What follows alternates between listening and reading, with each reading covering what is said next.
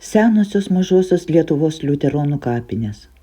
Dauguma jų apleistos, kai kurios susiliejusios su mišku, jų mūsų krašte gausybė.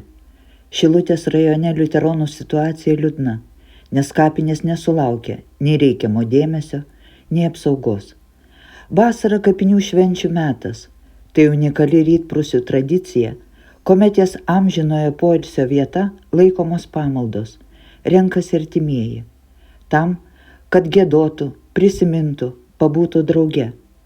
Laučių kapinės buvo įtrauktos į privačią valdą, o mirusiųjų artimieji patyrė patyčias ir persekiojimą. Teismai tebevyksta.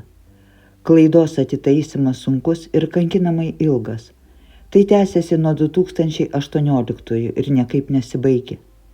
Bet šiemet, kaip ir kasmet, Laučiuose pagerbti atgulusieji amžino poilsio vietiniai autochtonai. Susirinko vis dar tebesantis jų artimieji. Kunigas Gediminas Kleinas meldėsi su visais atvykusiais.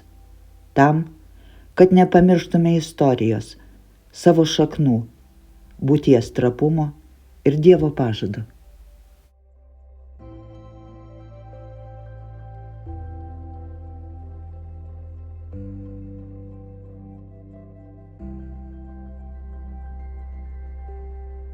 Sveikinimo žodis yra su Jėzaus mintimi iš Evangelijos pagal Luką ir jisai ragina būti pasiruošusiems susitikimui.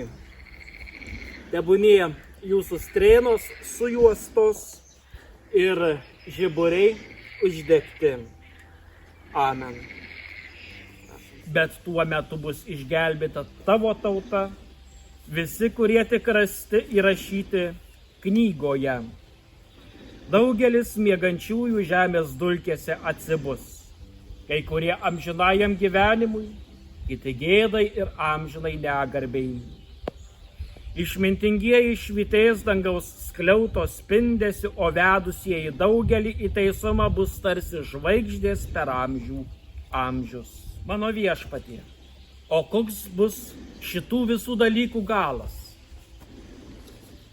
Eik savo keliu, Danieliau, atsakė jis, nes šitie žodžiai turi likti paslaptyje ir užantspauduoti iki pabaigos meto. Daugelis bus išgryninti, padaryti švarūs ir išmėginti ugnyje, tačiau nedorėliai ir toliau nedorai elgsis. Nei vienas nedorųjų to nesupras, o išmintingieji supras. Ir palaimintas žmogus, kuris lauks, ištvers 1395 dienas. O tu eik savo keliu, eik iki pabaigos ir ilsėkis. Prisikelsi savo atpildui dienų pabaigoje. Amen. Tai Dievo žodis. Kaip praleidi savo dieną? Ar sielos vienatvėje tarp savų rūpesčių ir problemų, ar tikėjimo maldoje, draugystėje su viešpačiu, su tuo mokytoju, kuris kviečia nuo krikšto akimirkos į mokinystę. Tai yra klausimas svarbus žmogaus dvasiai. Dėkojame už visą kūnišką ir dvasišką palaiminimą, kurį jiems teikėjai per jų gyvenimą, nuo mažens iki paskutinės valandos.